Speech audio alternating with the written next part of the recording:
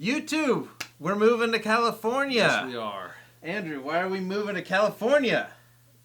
Because we want to leech off of this trend, and we can't leave California unless we move there first. I want to ask a little bit of like a broader view question of Silicon Valley. Which I left. I don't know if you knew that.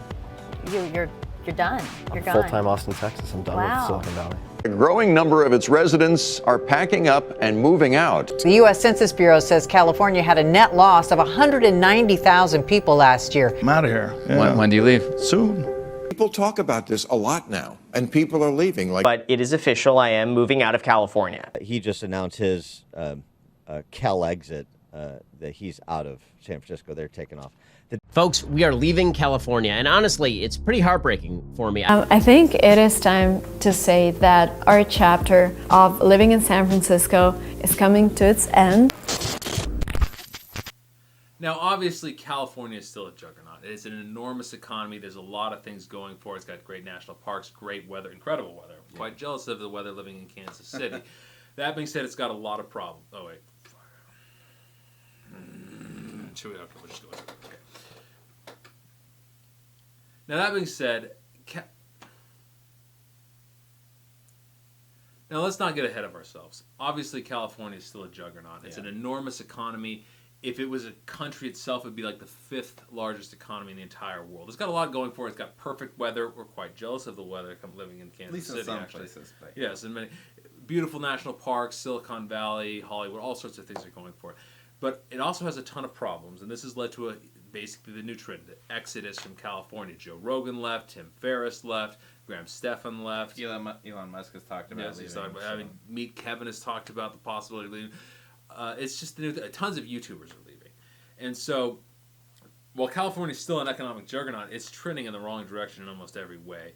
And we're going to go through what's going wrong, all the levels of what's going wrong, maybe offer a couple possible solutions that probably they're not going to take us up on, and also ask the critical question of whether real estate investors should be investing in California right now and whether those who own in California should be leaving. We'll do that to the best of our ability. And we care about this so much. We have really high production values. We're going to do a quick costume change, and we're going to actually go back in time, put some CGI beard on Andrew's face, and go back in time a week ago when our audio was actually working for the video we were recording. Nosedive right off the uncanny valley here.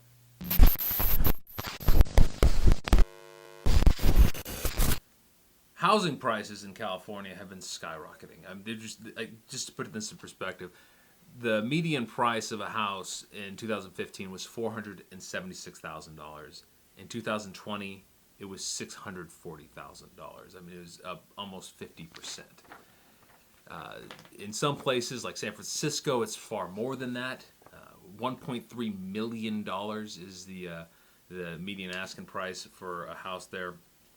The median rent is for a one-bedroom apartment hit almost $3,700. I mean, what this really shows to me is that it is kind of a tale of two Californias in a sense, where things are so overpriced you have to be extremely wealthy to live there, but also the wealthy people are the people who are moving out. So this causes some financial problems. Absolutely. As you can see. Yeah, and the cost, it's not just housing that's expensive. California is the second highest cost of living in the entire country, about 50% higher than the average.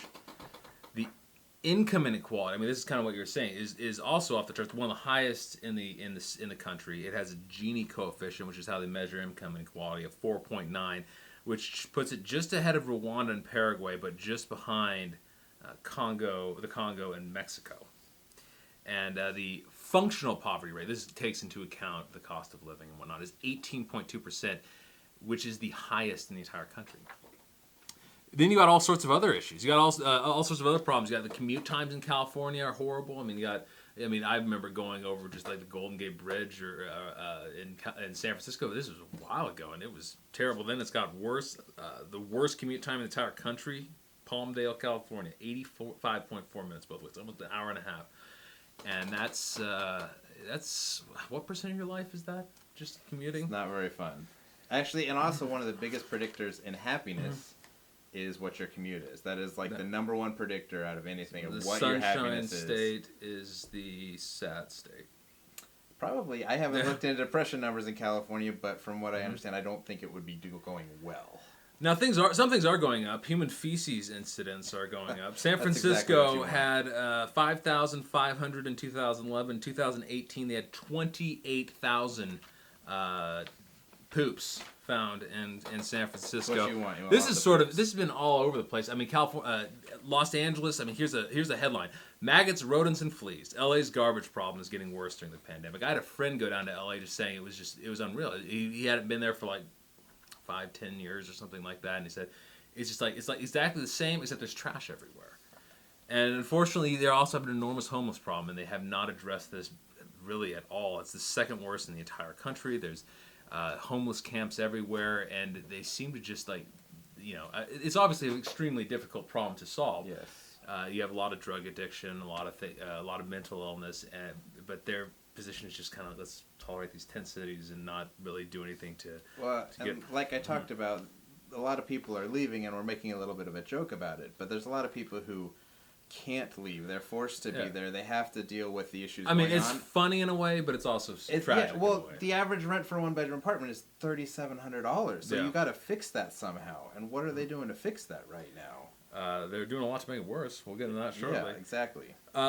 California's not really been thought of as a state with a lot of crime, but I mean, the murder rate in LA went up 25% this year, or so far year over year average. And the violent crime, California actually ranks, according to Statista, 12th, which is above the average.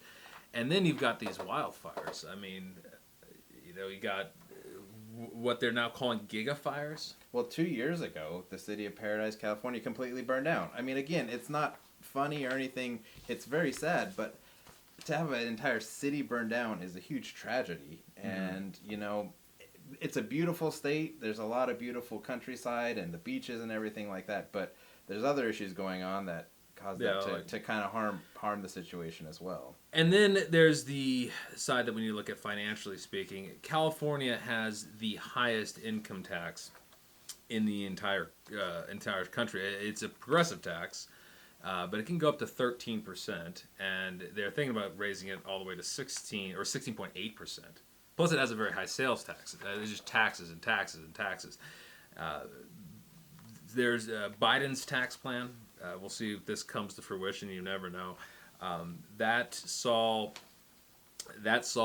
could see taxes go up to as high a rate of 62% on the highest earners in California.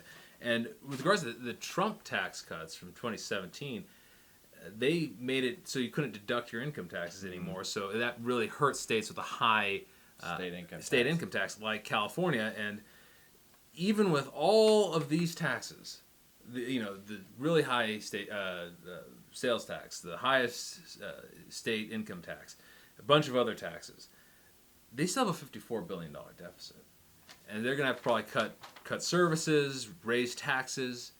Right now they've been proposing putting in a wealth tax, first wealth tax in the country. It would just be 0.4%, but I mean, that's, they started the income tax at like 1% in like a couple of years. And later, a wealth tax 7%. is really scary to me because it always starts off with people who are extremely wealthy is where they always started off, but that's how the income tax started. It started off on people that were extremely wealthy, bringing on a lot of income, and then it slowly trickled down to average people had to pay the wealth tax. I don't think it slowly did. I mean, this thing is 1% in 1913. It was like 70% in 1917. Yeah, so that goes very quickly, and then that's why once you implement this thing and put it in place, and they also want to track people. So if you try to leave in the future, they want to track that wealth over the next 10 years, even if you leave California, which I don't know if they are allowed to do that, but if they try, that's going to be difficult. The only tax that's low there is actually property tax because of a proposition they passed a long time ago where they can only raise it so much, but all these other taxes... who knows how much that will last. Yeah. And, I mean, you've also got goofy things like banning plastic straws or the order that Gavin Newsom just signed to ban the sale of all gasoline cars by 2035. I mean, we don't know what the effects these are going to have, but this is all of these things that led to a major out-migration. You have San Francisco is kind of the epicenter of this. The year-over-year inventory change is up over 100% of properties. That's according to Zillow. That is, I mean, none of the other cities that they looked at, all the rest of them were negative. Theirs was up over 100%. Out-migration in 2018 was basically 190,000 people, and it's climbed. It jumped 38%, seventh straight year it's risen. And you have one poll show that about half of Californians are considering leaving, basically over housing costs, other cost of living, the things we've mentioned. Some also over sort of very, very left wing in California political atmosphere. Some conservatives are not a fan of that and are considering leaving as well. So you've got a situation where California is hurting bad. And I think a lot of people are, well, obviously a lot of wealthy people are leaving. Yeah. You're having a lot of, the stereotype is wealthy people or businesses moving to moving to Texas. Yeah. And you got to move to Texas. I think Texas has even advertised that. I believe I've seen things about that. California to move to Texas.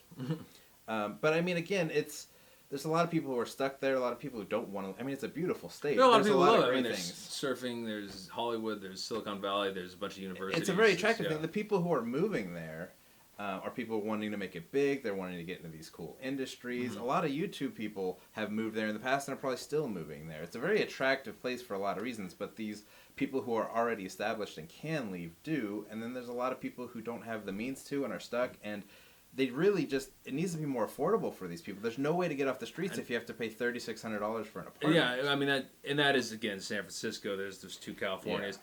I think, but also, with the taxes as high as they are, it's in the ability to work from home, the ability to make YouTube videos from our office here in Kansas City, Missouri, and not have, need a studio down in Hollywood. That the ability to work remotely, it removes some of the luster and some of the pizzazz that California once had, especially when you add all of this stuff in there. But I do think California, what has caused many of California's problems is actually one of the reasons I don't think property values are going to go down there. I mean, one of the reasons property values I don't think are going to go down much is just because money printer go burr. The Federal Reserve has pumped an enormous amount of money into the economy. Correct. And so, but in addition to that, you've got a situation where California is extremely pro-immigration, and that's not what we're talking about here. I mean, there's a pro-immigrant that they elected illegal immigrants or undocumented immigrants to the city council in California or in Los Angeles. But at the same time, they have incredibly strict building codes, the most strict in the entire country. One study found, this is again going back to San Francisco, although it was true to a lesser extent throughout California, that to build a house should cost $300,000 actually cost $800,000 in California, in San Francisco, and that California on the whole had the worst, most restrictive building codes in the entire country. And when you have, those are two things you just can't have. You can't be extremely pro-immigration and extremely restrictive on building. Otherwise, basically, you are shoving more and more into a fixed space, and it's just going to blow up. Or, as it works, shoot out the other side with this out-migration. And I think we're seeing that with, but you are generally having more wealthy people leave and poor people come, particularly. But at the same time, huge numbers. California's population is still increasing. It increased 7% from 2010 to 2020. So I don't see housing prices going down a lot. No, housing prices are not going down. I mean, this is a basic economics 101 thing. Yeah. Supply and demand. We've been talking about people leaving, but the overall amount of people is increasing. So there's increased demand for housing, rental units, things like that. But the supply is not increasing because they aren't building enough supply. And the only things they build are high-end luxury stuff because it's the only thing that financially makes sense. And unfortunately, I think that means what you're going to see is that prices are not going to go down. They actually really need to go down there. And you're just going to see poverty increase and the middle class, or what's left of it, get hollowed out. So should you invest in real estate in California? Maybe if you're local or something like I would say I would not. I don't think selling is necessary unless that wealth tax comes along. I don't think selling is something that you need to do. Because one, their income taxes are extremely high, but you can write that off. You have depreciation on your properties, which we've talked about. One of the reasons that real estate is such a great investment, that can counteract your income there, and you're not going to have to pay those really high income taxes. In addition, because of the way they have these extremely strict building codes, that tends to increase housing prices, reduce affordability. I think you're going to see those prices continue to go up. I do think you're going to have more, because of that. You're going to have more and more anti-landlord legislation, more regulation, more anti-landlord sentiment, and that might be a problem. But I don't think there's a need to sell, at least not yet. That also depends on what your goals are. I mean, if you're trying to get a return on equity, California is going to be a hard place to get that. So you might sell to get all your equity invested in a different way. Maybe not even real estate, although we would recommend real estate. Return on equity is going to be difficult. Cash flow is going to be definitely difficult if you're leveraging your property significantly. Also, there's different. California isn't one place. It's a ginormous state. There's downtown San Francisco, there's Los Angeles, there's Eureka, California, which has its own issues that it has to deal with, but it's not, the real estate prices aren't the same. Some of the laws are state laws, but they don't have to deal with the local city laws that are going on. So there is variance. I mean, there's definitely variance throughout the state. We should make that clear. I would not be looking to go to California to invest. I think the situation is, yes, you can't more demand, less supply, prices go up, but you can't squeeze blood out of a turnip. Once housing becomes unaffordable, it can't go up that much more. So I don't think it's going to go down unless the entire economy goes bust. But I don't think it's going to continue. It can continue this rise at the rate it's going, anything or close to it. You're not going to cash flow there. You got all sorts. I mean, yes, you've got. No cash flow if you do 100% cash. Yeah, you're not going to cash flow well. You're going to have lots of regulations and all sorts of things going on. And then this wealth tax might pass, and you might be able to avoid the income taxes with housing depreciation, but you're not going to be able to avoid the sales taxes and other things like that. So I would say it's not. Yes, leave California if you'd like to. I don't think you need to sell, but I do not think it's a state to be investing in at this current time. Which I think is pretty clear. But there's one really important thing for everybody watching this video to do. Mm-hmm. Whether they're in California or not. They need to hit the red button under our faces that says subscribe. It is a very important button that you hit, and it will save the world if you hit that button. And save California. And Mom and Dad, we're not actually moving to California. We are going to stay in Kansas City for the time being. And please hit that like button as well. I'm all over the place. California, I will visit you in your beautiful beaches. I just don't want to pay your taxes. I'm sorry. Your taxes are pretty rough.